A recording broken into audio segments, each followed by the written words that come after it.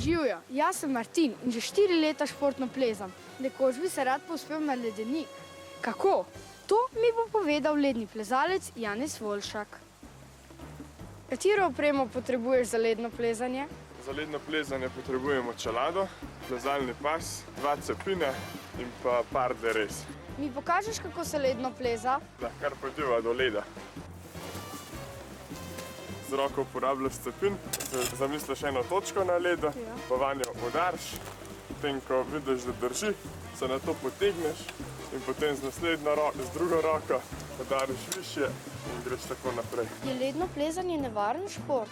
Ledno plezanje je lahko nevaren šport, če se ga loti nekdo, ki nima primernega znanja. Med plezanjem pa za varnost uporabljamo ledne vijake in pa vrv. Si med plezanjem kdaj izgubil kakšen kos opreme? Ja, tudi to se zgodi, da kdaj iz pasa pade kakšna oponka ali pa kakšen ledni vijak.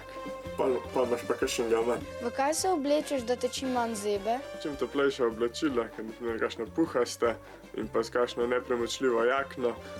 Ponavadi pa tudi to ni dovolj, medtem ko varuješ soplezalca, te ponavadi vedno malo zebe, vendar to je del lednega plezanja. Koliko treninga in truda je potrebnega, da postaneš evropski prvak? Tudi do 6-krat na teden in pa več let zapored, tako da pridobiš potrebne izkušnje s tekmovanjem.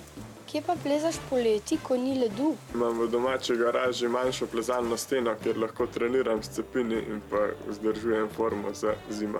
Da lahko žulje dobiš od grifov ali oprimkov, sem že vedel, da pa jih lahko dobiš od cepinov, pa sem izvedel danes. Adijo!